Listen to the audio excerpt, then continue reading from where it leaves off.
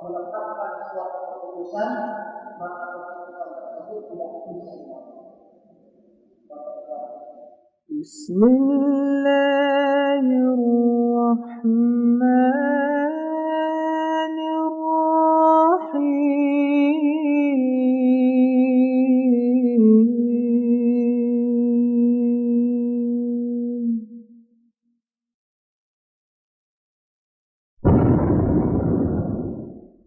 Assalamualaikum warahmatullahi wabarakatuh.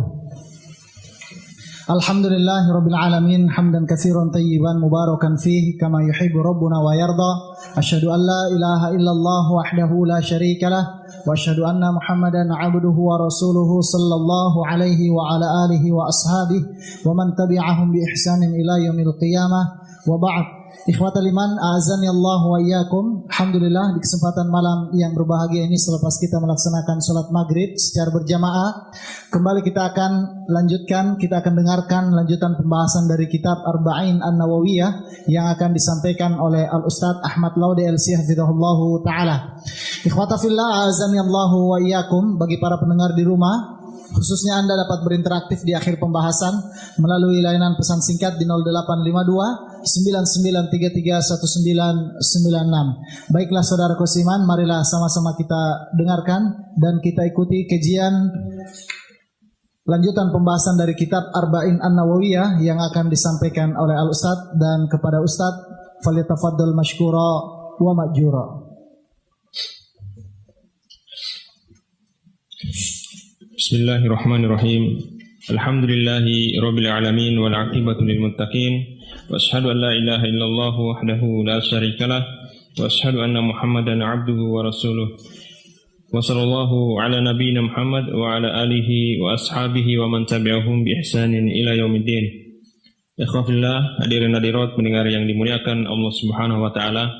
Alhamdulillah, kita bersyukur kepada Allah Subhanahu wa taala atas segala nikmat yang Allah Subhanahu wa taala berikan kepada kita semua, sehingga pada malam hari ini kembali Allah Subhanahu wa taala mempertemukan kita dalam kajian kita tiap minggunya dalam membahas hadis Arba'in An-Nawawiyah. Dan sebelumnya marilah kita sama-sama meminta kepada Allah, mudah-mudahan ilmu yang kita dapatkan bisa bermanfaat bagi kita semua. Allahumma anfa'na bima 'allamtana wa 'allimna ma yanfa'una wa zidna 'ilma. Allahumma ya mu'allima Ibrahim 'allimna wa ya mufahhima Sulaiman fahimna.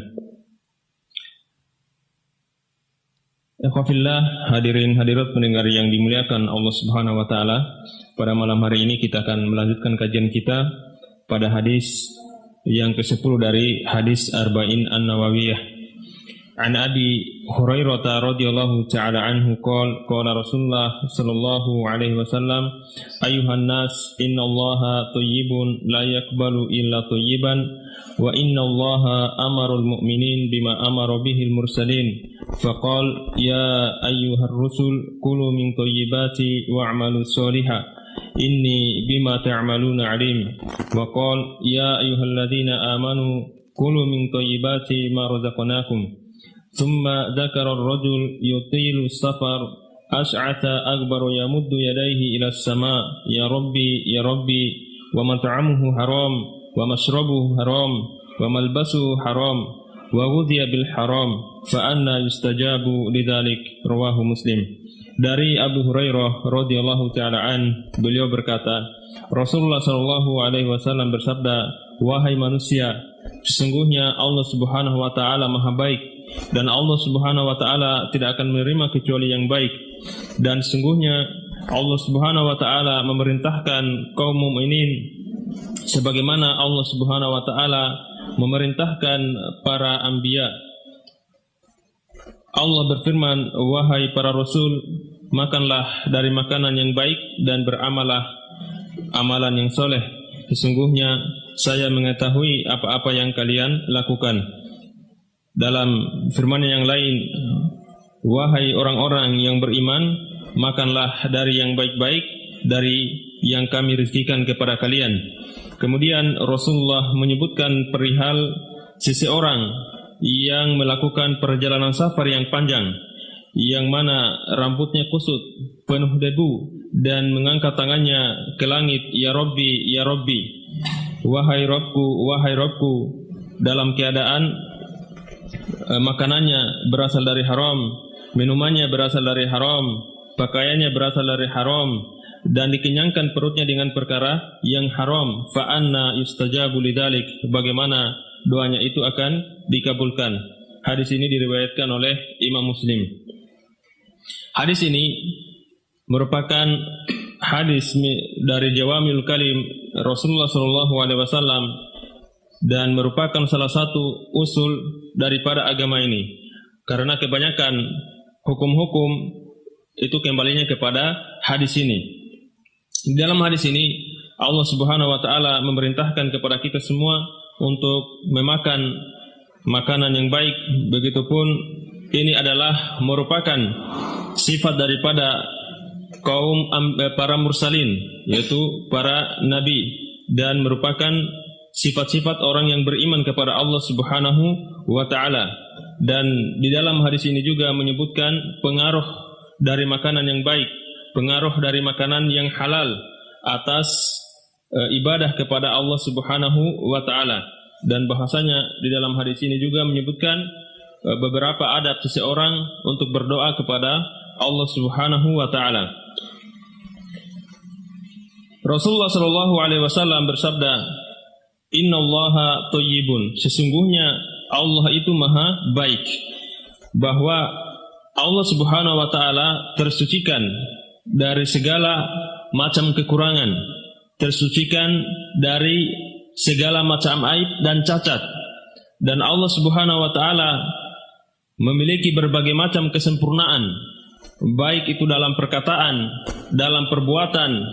Dan perkataan Allah Subhanahu wa taala, kalam Allah Subhanahu wa taala adalah sebaik-baik perkataan, sebaik-baik kalam. Begitupun perbuatannya, perbuatan Allah Subhanahu wa taala penuh dengan kebaikan, penuh dengan hikmah, dan segala keburukan itu tidak disandarkan kepada Allah Subhanahu wa taala. Dan kebaikan Allah Subhanahu wa taala itu kembali kepada zat Allah Subhanahu wa taala, kembali kepada nama-nama Allah Subhanahu wa taala, kembali kepada sifat-sifat Allah Subhanahu wa taala. Oleh karena Allah Subhanahu wa taala maha baik, maka Allah Subhanahu wa taala berhak untuk diibadahi semata. Tidak boleh ibadah itu diperuntukkan kepada selain Allah Subhanahu wa taala. Dan Allah Subhanahu wa taala berhak bagi semua kaum muslimin untuk menghadapkan wajah-wajah mereka, menghadapkan hati-hati mereka kepada Allah Subhanahu wa taala ketika mereka meminta atau ketika mereka beribadah. Mereka tidak peruntukan kepada selain Allah Subhanahu wa taala. Oleh karena itu Allah Subhanahu wa taala, Rasulullah berkata, "Innallaha thayyibun la yaqbalu illa thayyiban." Sesungguhnya Allah itu maha baik dan Allah Subhanahu wa taala tidak menerima kecuali yang baik.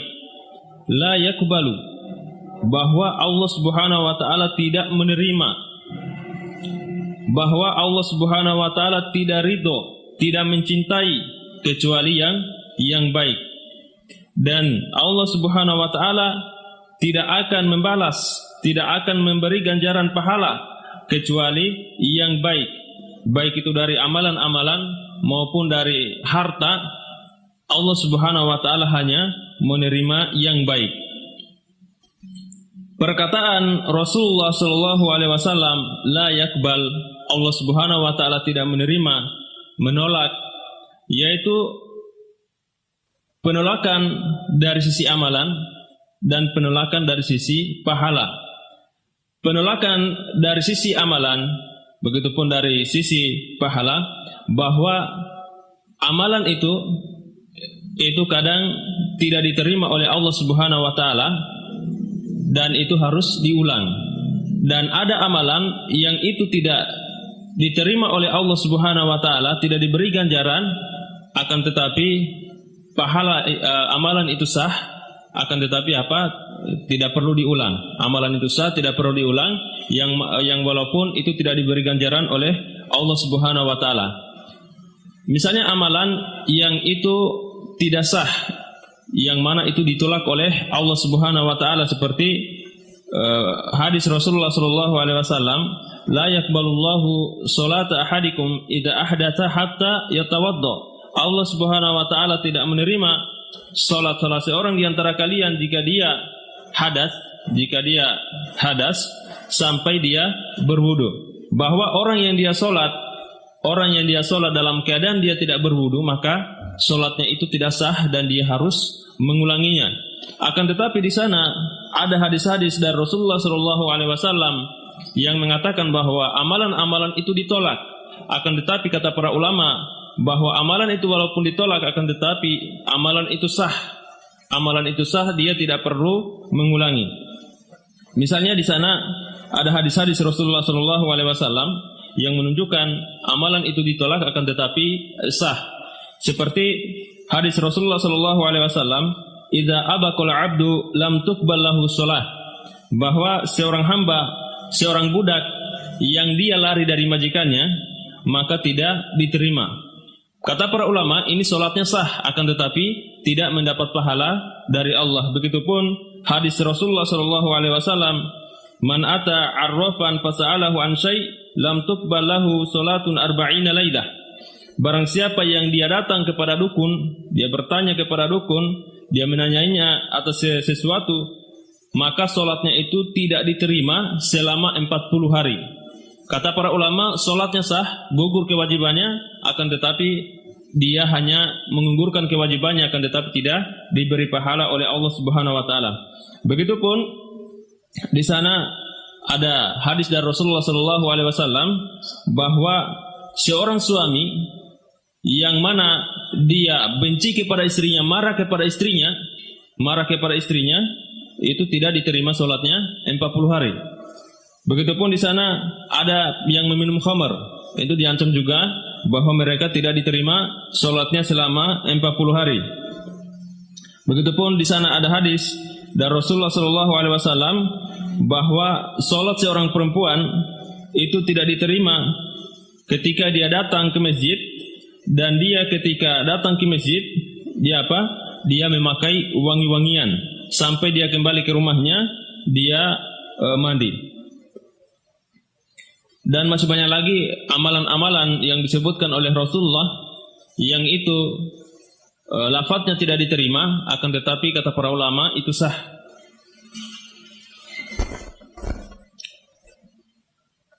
Perkataan Rasulullah SAW, "La yakbalu illa thayyiban," tidak menerima kecuali yang baik, yaitu bahwa sesuatu pahala yang dia ingin diganjar, diberi pahala, begitupun amalan itu diterima oleh Allah Subhanahu wa taala, maka tidak boleh tidak pahala itu harus baik.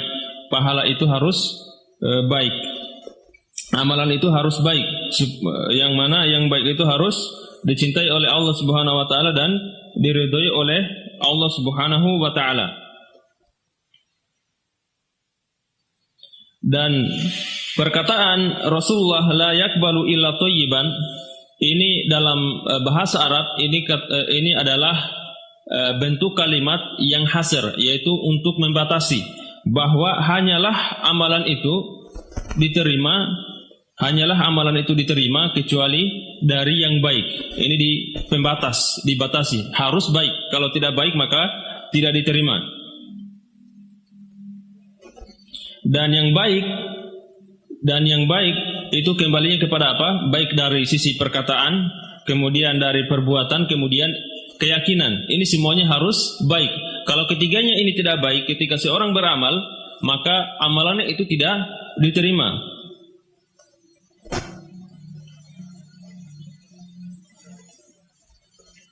Oleh karena itu kata para ulama ketika mereka menafsirkan at-thayyib, yaitu sesuatu yang baik, yaitu yang baik itu harus dia tidak menyelisihi syariat ini. Yang baik itu tidak boleh menyelisihi syariat ini. Yaitu yang baik itu dari perkataan, dari perbuatan, kemudian i'tiqad, keyakinan, itu harus sesuai dengan syariat. Harus sesuai dengan syariat. Dan perkataan yang baik itu harus sesuai dengan manhaj syariat. Perbuatan yang baik, amalan yang baik itu harus sesuai dengan manhaj yang telah ditentukan oleh Rasulullah SAW. Keyakinan yang baik adalah keyakinan yang berasal dari Al-Quran dan Sunnah Rasulullah SAW.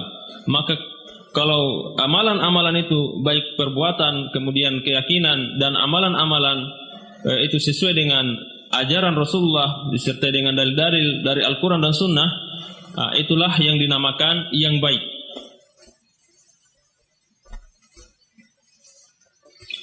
Maka ketika perkataan seseorang itu baik, maka perkataannya itu tidak boleh kotor. Karena apa?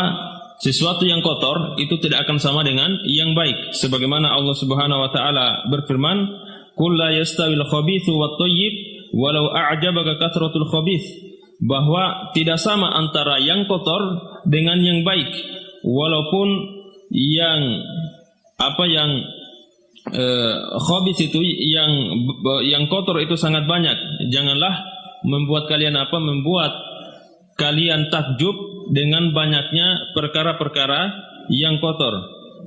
Begitupun amalan-amalan kemudian keyakinan itu tidak boleh kotor. Karena tidak sama antara yang khabith, antara yang kotor dengan perkara yang baik. Sehingga ketika semua tadi amalan, kemudian keyakinan, perbuatan, itu semuanya baik, maka orang tersebut zatnya menjadi thayyib, menjadi baik. Dan ketika zat seseorang baik, ketika rohnya baik, zatnya baik, maka baginya darut thayyibin, yaitu tempat orang-orang yang baik, yaitu surga yang telah dijanjikan oleh Allah Subhanahu wa taala.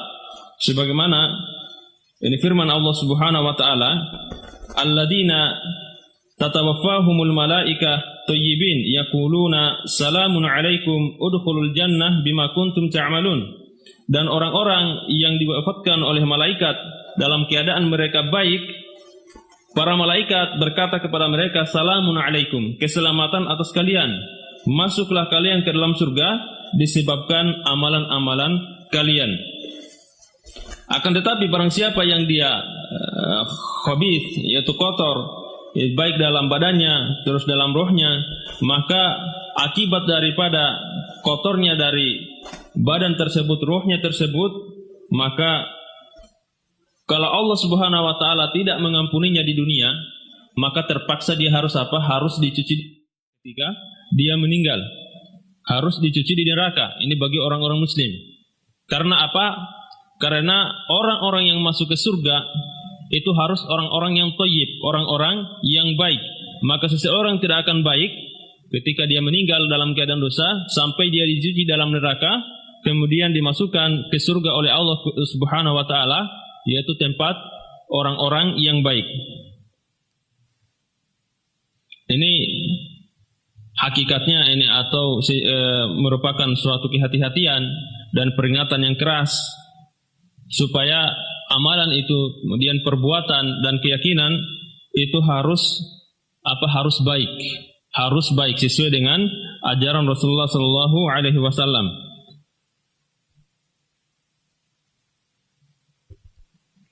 Kemudian Allah Subhanahu wa taala Rasulullah berkata dalam hadis ini, "Wa innallaha amarul mu'minin bima amara bihi al-mursalin." Sungguhnya Allah Subhanahu wa taala menyuruh kaum mukminin sebagaimana Allah Subhanahu wa taala menyuruh yaitu para anbiya, menyuruh nabi-nabi. Di sini menunjukkan bahwa antara kaum mukminin dan antara mursalin itu disamakan oleh Allah Subhanahu wa taala dalam seruan Allah Subhanahu wa taala, dalam perintah Allah Subhanahu wa taala, yaitu mereka disuruh sama-sama memakan makanan yang halal. Ini menunjukkan, kata para ulama, asal antara anbiya dengan umatnya di dalam hukum-hukum syariat itu sama, kecuali ada dalil yang menunjukkan bahwa hukum itu merupakan kekhususan para nabi, dan itu banyak dalam syariat Islam. Ada penyebutan di sana kekhususan Nabi Muhammad SAW, seperti Nabi menikah 9 orang dan lain sebagainya. Kemudian di sini Allah Subhanahu wa taala memerintahkan para kaum mukminin untuk apa? Untuk Allah Subhanahu wa taala memerintahkan kaum mukminin sebagaimana memerintah al-mursalin. Ini menunjukkan bahwa para rasul itu diperintah sebagaimana kaum mukminin juga diperintah. Oleh karena itu, ketika para rasul diperintah, ini menunjukkan bahwa tidak ada manusia yang ada di muka bumi ini yang dia terbebas dari perintah Allah Subhanahu wa taala. Dan di sana ini merupakan bantahan bagi mereka. Ini ada satu kelompok yang mana mereka mengatakan kalau mereka sudah mencapai tingkatan tertentu, maka mereka terbebas dari perintah-perintah Allah Subhanahu wa taala, atau mereka bebas menjalankan larangan-larangan Allah Subhanahu wa taala. Sedangkan Nabi Muhammad sallallahu alaihi wasallam pernah diriwayatkan beliau beribadah sampai kedua kakinya itu bengkak-bengkak. Ketika Rasulullah sallallahu alaihi wasallam ditanyakan kepadanya, "Wahai Rasulullah, bukankah dosa-dosamu telah diampuni oleh Allah Subhanahu wa taala, baik yang telah lalu maupun yang akan datang?" Maka jawaban dari Rasulullah SAW apa? Afala akunu abdan syakura. Apakah saya tidak boleh menjadi seorang hamba yang bersyukur? Ini menunjukkan bahwa Rasulullah SAW adalah seorang hamba yang paling sempurna ibadahnya kepada Allah Subhanahu wa taala. Kemudian di sini Rasulullah SAW juga menyambung hadisnya, ya ayyuhar rusul kulu min thayyibati wa'malu sholiha. Wahai para rasul, makanlah dari makanan yang baik dan beramalah yang soleh. Dan amalan yang soleh itu dikatakan amalan soleh itu harus memenuhi dua syarat, yaitu harus sesuai dengan ajaran Rasulullah SAW dan harus ikhlas kepada Allah Subhanahu wa taala. Di sini Allah Subhanahu wa taala memerintahkan kaum mukminin untuk memakan yang baik, begitupun memerintah para rasul untuk memakan yang baik dan menyuruh para anbiya dan kaum mukminin yaitu untuk beramal soleh. Ini menunjukkan bahwa antara makanan yang baik begitupun amalan yang soleh itu mempunyai kaitan. Karena dalam ayat ini dua ini antara ibadah dan makanan itu disebutkan itu bergandengan. Ini menunjukkan bahwa antara yang makanan yang baik dengan amalan yang soleh itu ada hubungannya, yaitu bahwa seorang yang dia memakan makanan yang baik itu akan berpengaruh terhadap amalan-amalan solehnya. Sampai kata para ulama bahwasanya innal amal la yakunu sholihan hatta yakunu min mali thayyib.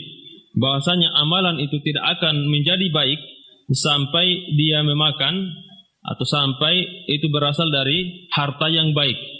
Amalan itu tidak akan dikatakan soleh sampai itu berasal dari apa? Berasal dari harta yang baik. Seorang yang dia melaksanakan solatnya itu tidak akan soleh, tidak akan baik, tidak akan diterima sampai solatnya itu yaitu baik. Baik itu dari perkataannya, kemudian pakaian juga yang dia pakai itu harus baik. Dan pakaiannya itu harus terbebas dari najis ataupun berasal dari dari barang-barang yang haram. Begitupun zakat. Zakat seseorang tidak akan diterima sampai zakat yang dikeluarkan itu, uang yang dikeluarkan itu baik. Yaitu bahwa harta itu diperoleh dari harta-harta yang baik, dan dalam mengeluarkan harta tersebut dia tidak riya, tidak menginginkan pujian orang lain. Begitupun haji, itu tidak akan diterima haji seseorang itu sampai haji itu Haji itu berasal dari harta yang baik. Oleh karena itu disebutkan di dalam suatu hadis, jikalau seorang haji itu keluar dengan nafkahnya, kemudian dia sudah mengendarai kendaraannya dan mengatakan labbaika, wahai Tuhanku, kami memenuhi panggilanmu, maka mereka dijawab oleh para malaikat yang ada di langit, la labaika wala saidaika, bahwa tidak ada panggilan untukmu dan tidak ada perjalanan untukmu. Zadaka haram, semoga keharaman itu semakin bertambah bagimu, dan semoga perjalananmu itu juga perjalanan kamu itu tidak diterima, dan tidak ada haji yang mabrur bagi kamu. Ini menunjukkan bahwa orang yang dia melaksanakan haji dari harta yang tidak baik, ini merupakan sebab hajinya itu tidak diterima. Hajinya tidak diterima, pahalanya itu tidak diterima oleh Allah Subhanahu wa taala. Kemudian setelah itu Rasulullah sallallahu alaihi wasallam di sini menyebutkan perumpamaan, menyebutkan contoh kepada kita semua, ini supaya kita mengambil pelajaran. Rasulullah menyebutkan perihal seseorang yang dia melakukan perjalanan jauh, yang mana rambutnya itu sangat kusut, kemudian penuh debu, dan dia mengangkat tangannya berdoa kepada Allah sambil mengucapkan wahai Rabbku, dan kemudian makanannya itu dari haram, minumannya dari yang haram, pakaian dari yang haram, perutnya dikenyangkan dengan yang haram, dan bagaimana dia disebutkan bagaimana akan diijabahi doanya oleh Allah Subhanahu wa taala. Ini kita perhatikan di sini terdapat adab-adab doa. Terdapat adab-adab doa supaya seseorang itu betul-betul memperhatikan hal ini ketika dia berdoa kepada Allah Subhanahu wa taala. Pertama, Rasulullah menyebutkan di sini sifat, yaitu seseorang yang memiliki sifat, yaitu dia melakukan perjalanan jauh yang mana rambutnya itu kusut, kemudian dipenuhi dengan debu, dan dia mengangkat tangannya ke langit. Mengapa Rasulullah menyebutkan sifat ini? Karena sifat ini adalah hal-hal yang bisa mendatangkan atau sebab-sebab yang mendatangkan diijabahinya doa seseorang, dikabulkannya doa seseorang ketika dia berdoa kepada Allah Subhanahu wa taala. Seorang yang melakukan safar ini merupakan salah satu sebab akan diterima doanya oleh Allah Subhanahu wa taala. Oleh karena itu, dalam suatu hadis disebutkan, salatu da'awat mustajabat la syakka fihin. 3 doa yang itu mustajabah, yang diterima oleh Allah Subhanahu wa taala, tidak ada keraguan di dalamnya. Dan Rasulullah menyebutkan salah satunya adalah doa seorang musafir. Itu safar sendiri, ketika kita melakukan safar, itu adalah salah satu sebab akan diijabahinya doa, dikabulkannya oleh doa kita oleh Allah Subhanahu wa taala. Kemudian bukan saja safar di sini disebutkan oleh Rasulullah, yutilu safar, yaitu dia melakukan perjalanan yang sangat jauh. Ini semakin menambah daya kekuatan sebab dikabulkannya doa seseorang. Dia melakukan perjalanan yang sangat panjang. Seseorang yang dia melakukan perjalanan yang sangat panjang, ini tentunya ketika dia melaksanakan safar itu akan merasa terasing di negeri seseorang, tidak ada keluarganya di sana, sehingga menjadikan hatinya itu pasrah kepada Allah Subhanahu wa taala, tunduk kepada Allah Subhanahu wa taala, dan hatinya pada saat itu dia sangat butuh kepada Allah Subhanahu wa taala. Maka pada saat itu sudah safar, kemudian hatinya pada saat itu sangat butuh kepada Allah Subhanahu wa taala. Ini dua sebab atau hal-hal yang bisa diijabahinya doa seseorang. Kemudian bukan saja itu disebutkan dalam hadis ini. Yutilu safar ash'ath aghbar, yaitu rambutnya kusut dan dipenuhi dengan debu.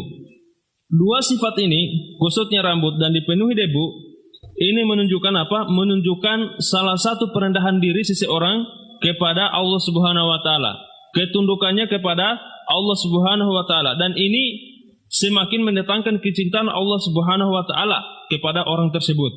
Oleh karena itu sebagian para salafus saleh, jikalau mereka berdoa kepada Allah Subhanahu wa taala, mereka memakai pakaian yang itu kusut, yang kusang ketika mau berdoa kepada Allah Subhanahu wa taala, dan mereka tidak memperindah diri. yaitu mereka membiarkan pakaian mereka seperti itu, rambut mereka seperti itu. Kemudian mereka mereka berkholwah, artinya dia berdoa kepada Allah berkesendirian untuk dengan harapan bahwa hal itu adalah lebih dekat untuk diijabahi doanya oleh Allah Subhanahu wa taala. Oleh karena itu disebutkan dalam suatu hadis dari Nabi sallallahu alaihi wasallam, seseorang yang dia berdoa, yaitu as'atha akbara dzu tumraini madfu'u bil abwab lau aqsama 'ala Allah la abra'ahu, yaitu seseorang yang rambutnya kusut, kemudian penuh debu, kemudian pakaiannya penuh dengan yaitu pakaiannya kusut, yaitu kusang. Kalau dia pergi ke rumah seseorang, maka sudah di pintu itu di pintu itu akan diusir. Kata Rasulullah, orang seperti ini, lau aqsama 'ala Allah la abrahu. Kalau dia meminta kepada Allah Subhanahu wa taala, itu akan diijabahi oleh Allah Subhanahu wa taala. Oleh karena itu para ulama, mereka ketika berdoa kepada Allah Subhanahu wa taala, itu menjadikan diri mereka merendah kepada Allah Subhanahu wa taala, baik dalam hatinya maupun dari sisi pakaiannya. Oleh karena itu kita lihat bagaimana ketika Rasulullah sholat istisqa, yaitu meminta hujan, betul-betul kaum muslimin itu disuruh disuruh ketika mereka keluar, yaitu memakai pakaian memakai pakaian yang terjelek di antara mereka, memakai pakaian yang tidak indah, supaya supaya ini menunjukkan perendahan diri mereka kepada Allah Subhanahu wa taala dan menjauhkan diri mereka dari sifat sombong. Kemudian ini sudah tiga yang kita sebutkan sebab-sebab diijabahinya doa. Kemudian orang ini yamuddu yadaihi ila sama, dia mengangkat tangannya kepada Allah Subhanahu wa taala di langit, mengangkat tangannya di langit, yaitu meminta kepada Allah Subhanahu wa taala. Ini menunjukkan bahwa secara fitrah manusia itu terfitrah bahwasanya Allah itu ada di atas langit, yaitu bukan berada di mana-mana. Allah itu berada di atas langit. Ini adalah fitrah manusia. Ketika kita berdoa, hati kita itu semuanya menuju ke langit, bukan menuju ke mana-mana, menuju ke langit. Ini menunjukkan fitrah kita manusia, menunjukkan bahwasanya Allah Subhanahu wa taala berada di atas langit. Dan hikmah seseorang mengapa harus mereka mengangkat tangan ketika berdoa? Ini apa hikmahnya? Sebagaimana disebutkan oleh Ibnu Hajar dalam Syarah Arba'in Nawawiyah, bahwasanya orang-orang Arab dulu, orang-orang Arab kebiasaan mereka yaitu mereka mengangkat tangan mereka ketika mereka meminta kepada seorang pembesar atau mereka mengagungkan seorang pembesar, mereka mengangkat tangan mereka. Maka seorang yang berdoa kepada Allah Subhanahu wa taala ini lebih pantas, yaitu untuk atau ketika dia menghadap kepada Allah Subhanahu wa taala, yaitu untuk mengangkat tangan. Karena apa? Karena dia menghadap kepada zat yang paling besar, menghadap kepada zat yang paling agung. Oleh karena itu kita lihat bagi seorang yang dia sholat, yaitu disunahkan bagi mereka ketika takbir mereka mengangkat tangan, ketika dia mau ruku mengangkat tangan, ketika dia mau sujud mengangkat tangan. Ini sebagai apa? Sebagai pengagungan kepada Allah Subhanahu wa taala, sebagai isyarat kepada seorang yang sholat bahwa sudah seyogyanya, sudah sepantasnya bagi dia untuk menghadirkan hatinya, menghadapkan lahir dan batinnya, yaitu kepada Allah Subhanahu wa taala, bahwasanya dia berada di depan zat yang maha agung, zat yang maha besar. Dan hikmah seseorang mengangkat tangan ke langit, bahwa langit itu adalah merupakan kiblatnya doa. Langit itu adalah merupakan kiblatnya doa. Dari sini kata para ulama bahwa langit itu lebih afdol, lebih mulia, lebih utama daripada tanah atau bumi. Dan di antara para ulama juga mengatakan bahwa bumi atau tanah itu lebih baik dari langit. Karena apa? Karena kuburan para anbiya itu berada di atas tanah, berada di bumi. Dia mengangkat tangan ke langit sambil mengatakan, Ya Rob, Ya Rob, Ya Rob, Ya Rob, wahai Robku, wahai Robku. Ini sudah berapa kita sebutkan tadi? 4. 4 sebab-sebab yang bisa doa seseorang itu diijabahi oleh Allah Subhanahu wa taala. Kemudian yang kelima, dia mengatakan ya Rob, wahai Robku, wahai Robku. Yang menunjukkan asma Allah Subhanahu wa taala, nama Allah Subhanahu wa taala, yaitu seorang ketika dia berdoa hendaklah dia memulai dengan memuji nama-nama Allah Subhanahu wa taala, meminta dengan sifat-sifat Allah Subhanahu wa taala supaya doanya itu diijabahi oleh Allah Subhanahu wa taala. Ini sudah 5 sebab-sebab seseorang itu bisa diijabahi doanya oleh Allah Subhanahu wa taala. Mengapa dia mengatakan ya Rob, wahai Robku, wahai Robku? Yaitu karena apa? Karena pengabulan doa seseorang, diijabahinya doa seseorang oleh Allah Subhanahu wa taala, ini adalah merupakan asar atau dampak daripada rububiyah Allah Subhanahu wa taala, bukan uluhiyah Allah Subhanahu wa taala. Rububiyah Allah Subhanahu wa taala, bahwa Allah memberi rezeki, Allah yang mengabulkan doa, Allah Subhanahu wa taala yang mencipta, ini merupakan rububiyah Allah Subhanahu wa taala. Dia menggunakan ya Rob, menggunakan bahasa wahai Robku, dia tidak menggunakan ya Allah. Ini adalah merupakan fikih dalam berdoa. Fikih dalam berdoa bahwa Rob atau rububiyah Allah Subhanahu wa taala dialah yang mengijabahi doa-doa hambanya. Oleh karena doa ini adalah asal daripada rububiyah Allah Subhanahu wa taala, asal daripada rububiyah Allah Subhanahu wa taala, maka pengijabahan doa, pengabulan doa dari Allah Subhanahu wa taala itu tidak saja kepada kaum mukminin, akan tetapi juga kepada orang-orang kafir. Makanya jangan heran di sana ada orang-orang kafir yang dikabulkan doanya oleh Allah Subhanahu wa taala, karena doa itu merupakan asar atau dampak dari rububiyah Allah Subhanahu wa taala. Allah yang menciptakan orang kafir, Allah yang menciptakan kaum muslimin, Allah menciptakan semua makhluk. Dan Allah Subhanahu wa taala dari rububiyahnya ini, Allah juga memberikan rezeki kepada mereka, mengijabahi doa mereka. Bahkan Allah Subhanahu wa taala itu sudah pernah mengijabahi mengabulkan doa iblis, yaitu makhluk yang paling buruk di sisi Allah Subhanahu wa taala, makhluk yang paling terlaknat. Akan tetapi doanya pula itu diijabahi oleh Allah Subhanahu wa taala. Ini menunjukkan bahwa doa atau pengabulan doa itu bisa diberikan kepada orang mukmin, bisa diberikan kepada orang kafir, karena itu adalah asar daripada rububiyah Allah Subhanahu wa taala. Jadi seorang Nasrani atau seorang Muslim ketika berdoa kok diijabahi doanya, ini jangan kita salah sangka, karena semuanya itu adalah asar dari rububiyah Allah Subhanahu wa taala. Yang walaupun pada asalnya mereka itu sebenarnya tidak berhak untuk diijabahi doanya oleh Allah Subhanahu wa taala. Akan tetapi karena mereka berdoa, karena mereka sangat butuh kepada Allah, kemudian mereka ada darurat berdoa kepada Allah Subhanahu wa taala, karena rububiyah Allah Subhanahu wa taala itu umum, itu dia berikan kepada orang-orang kafir, dia berikan kepada orang-orang mukmin, makanya Allah mengijabahi doa-doa mereka.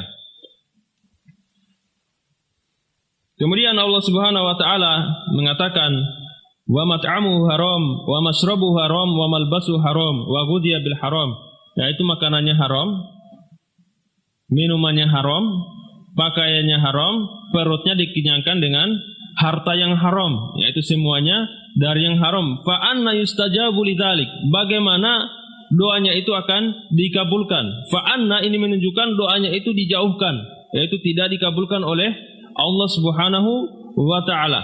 Tidak dikabulkan oleh Allah Subhanahu wa taala. Ini kita lihat pentingnya memperhatikan makanan, minuman, pakaian.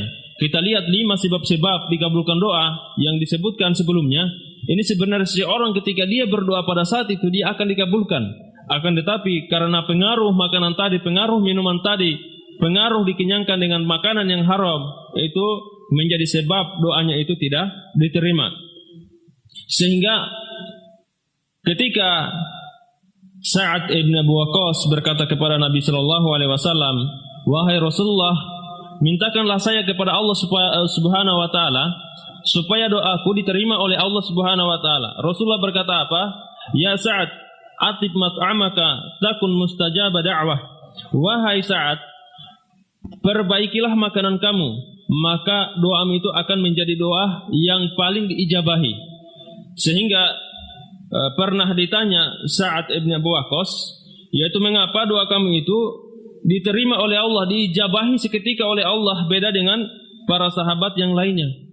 Sa'ad mengatakan, ma rafa'tu ila fammi luqmah illa wa ana alimun min aina maji'uha wa min aina kharajat. Yaitu tidaklah saya mengangkat makanan saya masukkan ke dalam mulut saya kecuali saya mengetahui dari mana datangnya, yaitu satu suapan tersebut. Saya tahu datangnya dari mana, yaitu datang dari perkara-perkara yang baik, dari perkara-perkara yang baik. Ini menunjukkan bahwa seorang yang ingin diijabahi doanya, ini pentingnya memperhatikan makanannya, memperhatikan minumannya, memperhatikan pakaiannya.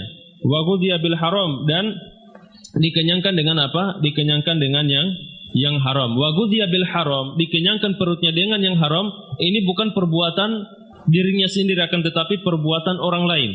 Ini sebagaimana disebutkan dalam syarah Arba'in ini oleh Shalih Al-Utsaimin.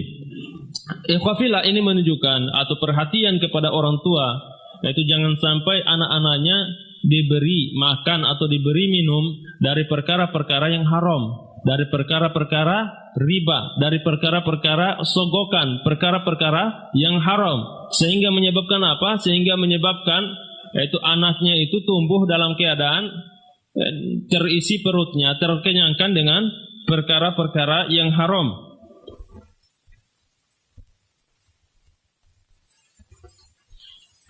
Ikhwafillah yang dimuliakan oleh Allah Subhanahu wa taala, kita sudah sebutkan tadi seorang yang mengangkat tangannya ke langit, ini merupakan salah satu sebab diijabahinya doa oleh seseorang. Bahwa mengangkat tangan ke langit itu ada tiga keadaan, ada tiga sifat. Yang pertama, seseorang yang dia mengangkat tangan, seseorang yang dia ketika berdoa dia hanya mengisyaratkan jari telunjuknya, yaitu bagi yang khotib, bagi yang berkhutbah. Jadi dia tidak mengangkat tangan, dia hanya apa? Hanya mengisyaratkan tangannya, yaitu mengangkat jari telunjuknya ke langit, yang menunjukkan bahwa dia berdoa kepada zat yang ada di langit. Sebagaimana ini disebutkan oleh hadis-hadis Rasulullah SAW, bahwa ketika Rasulullah SAW berdoa pada hari Jumat atau ketika di atas mimbar, Rasulullah hanya mengisyaratkan tangannya ke atas langit, dan tidak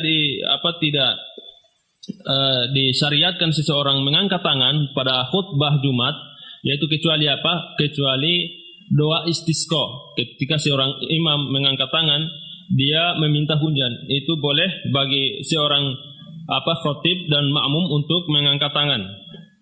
Kemudian yang kedua, seorang mengangkat tangan, yaitu dengan mengangkat tangan yang tinggi sampai kedua ketiak itu kelihatan. Ini sebagaimana dilakukan oleh Rasulullah ketika sholat istisqa.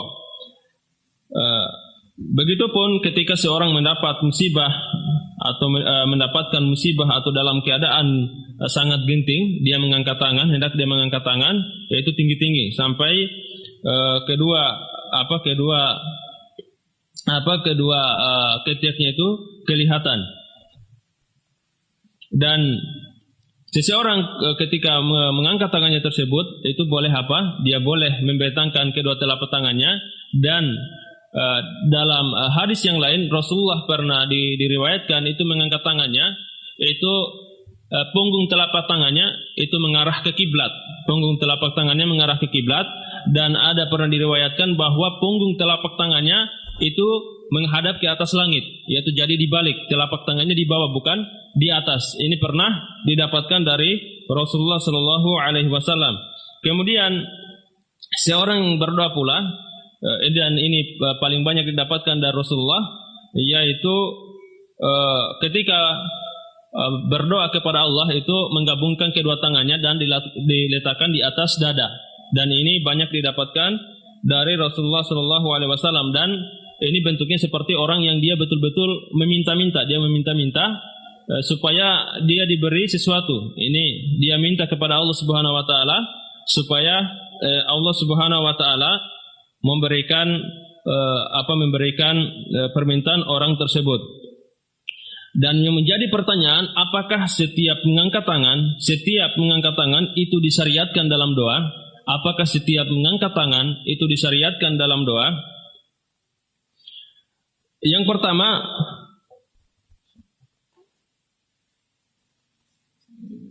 tinggal sedikit. Yaitu seseorang, yaitu yang pertama kita lihat dalam hadis Rasulullah SAW, yaitu mengangkat tangan ketika khutbah, ketika istisqa.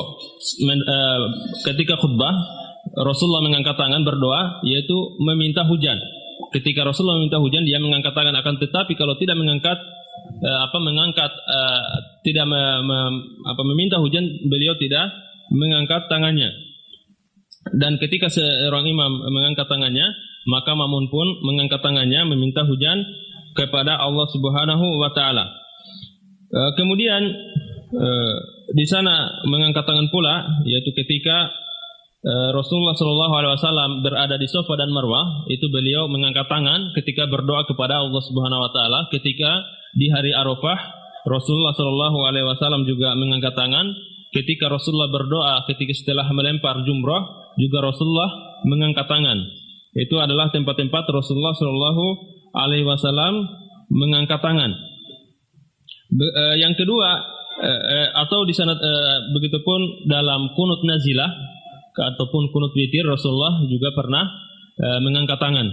Kemudian di sana ada tempat-tempat seseorang itu tidak diperbolehkan, tidak dianjurkan, tidak diperbolehkan untuk mengangkat tangan.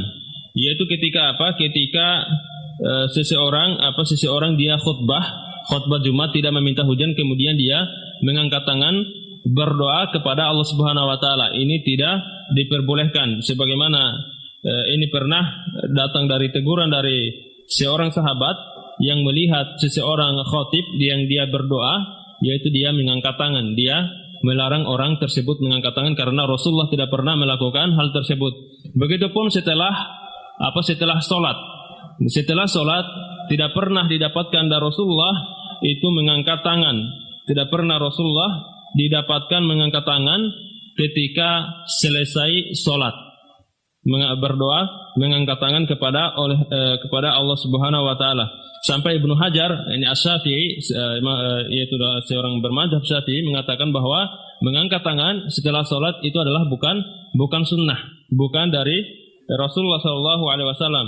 Kemudian di sana ada tempat-tempat di sana tidak ada dalil yang menunjukkan larangan, tidak ada dalil yang menunjukkan anjuran. Maka asalnya yaitu anjuran untuk mengangkat tangan.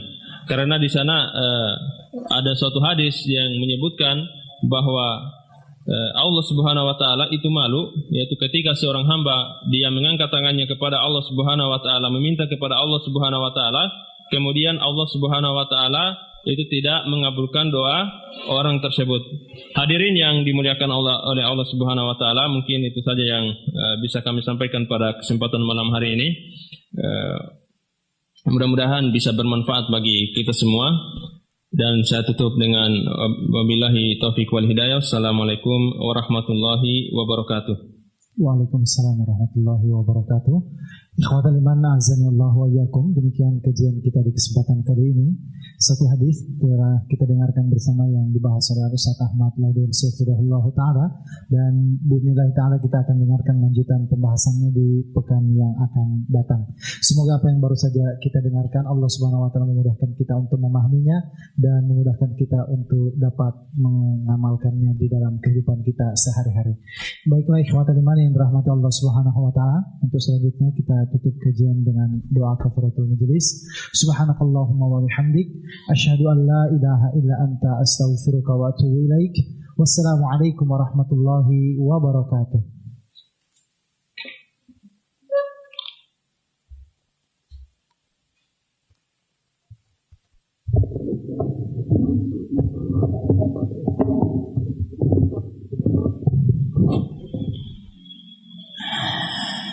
Allahu Akbar, Allahu Akbar, Allah